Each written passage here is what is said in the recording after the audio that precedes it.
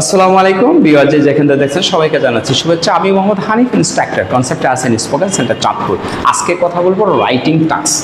এই রাইটিং টাস্কের রাইটিং মডিউলে যে টাস্ক 1 এবং টাস্ক 2, টাস্ক 1 এবং টাস্ক 2 এ কোন কোন আদলে, কোন কোন নিয়মে, কোন কোন সিস্টেমে একজন এক্সামিনার ভালো নাম্বার দিয়ে থাকে, আপনার রাইটিং স্কিলে কোন কোন সিস্টেম পালন করলে, কোন কোন কনস্টিটিউশন, কোন কোন ল, কোন কোন সিস্টেম, কোন কোন মেথড, কোন কোন স্ট্র্যাটেজি ফলো করলে আপনি একটি রাইটিংয়ে ভালো স্কোর করতে পারেন, সেই বিষয় নিয়ে কথা বলবো।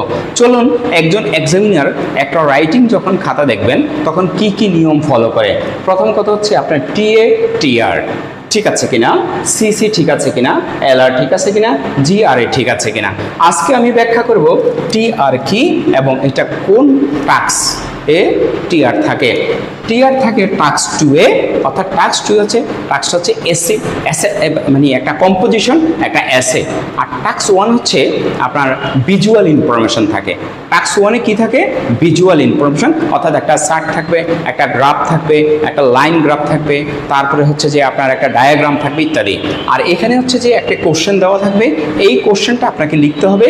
ওনারা একটা কোশ্চেন কি জানতে চায় সেখানে আপনাকে লিখে দেবে, এটা কি এগ্রি চাইছে না ডিসএগ্রি চাইছে, ভিউ চাইছে না ওপিনিয়ন চাইছে, এই বিষয়টা আপনাকে দেখবে। এখন আসুন যে আমি একটা রাইটিংয়ে কি কি নিয়ম পালন করলে, কি কি নিয়ম মতো চললে, কি কি নিয়ম মতো লেখলে আমি একটি রাইটিংয়ে ভালো স্কোর পাবো, সেই বিষয় নিয়ে কথা বলবো। তার মধ্যে একটি হচ্ছে টিআর। টিআর মানে হচ্ছে টাস্ক রেসপন্স, অর্থাৎ আমি একটা টাস্ক লিখলে আমার এই টাস্ক রেসপন্সটা কি হবে, কি কি ক্রাইটেরিয়া, কি কি সিস্টেমে আমি যদি লিখি তাহলে আমি ভালো স্কোর পাবো, সেই বিষয় নিয়ে টিআর এর কি কি দাবি এবং কোন কোন পয়েন্টে, কোন কোন সিস্টেমে ফলো করলে আমরা ভালো স্কোর পাবো, সেই বিষয় নিয়ে কথা বলছি। প্রথম, address all points in the question.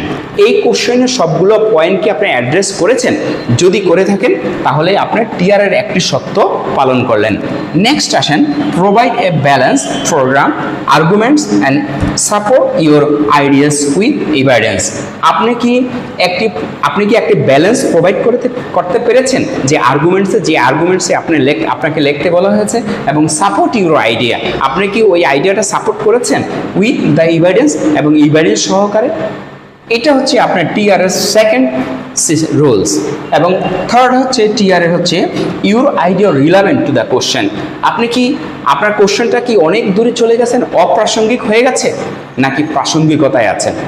যদি প্রাসঙ্গিকতা থাকেন তাহলে টিআর এর একটি শর্ত আপনি পূরণ করলেন। তাহলে আমার রাইটিংয়ের কি বলছে? প্রাসঙ্গিকতা অত্যন্ত জরুরি, এবং যদি নাই থাকে তাহলে ভালো একটি স্কোর পাওয়া আদৌ সম্ভব নয়।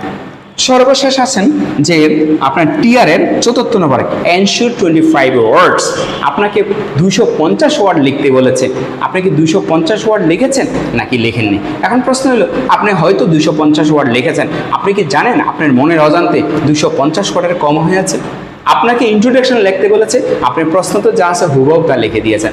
যদি তাই হয়ে থাকে তাহলে আপনি ইন্ট্রোডাকশন যতগুলো শব্দ আপনি ব্যবহার করেছেন, যতগুলো ওয়ার্ডস ব্যবহার করেছেন, সবগুলোই আপনার টোটাল ওয়ার্ড থেকে বাদ যাবে। তাহলে আপনার এই যে 250 ওয়ার্ড হচ্ছে কি, এই সবগুলো বিষয় নিয়ে হচ্ছে আপনার এই টিআর। আপনি টিআর এর পরে আছে সিসি আছে, এলআর আছে, জিআর আছে। আমরা আবার নেক্সট ভিডিওতে আমরা কথা বলবো সিসি নিয়ে। সেই পর্যন্ত ভালো থাকবেন, সুস্থ থাকবেন, সবার সুস্বাস্থ্য কামনা করে আজকে টিআর নিয়ে মোটামুটি অ্যানালাইসিস এখানেই শেষ করলাম। প্রিয় ভিউয়ার্স, সবাই ভালো থাকবেন। আল্লাহ হাফেজ। আসসালামু আলাইকুম ওয়া রাহমাতুল্লাহ।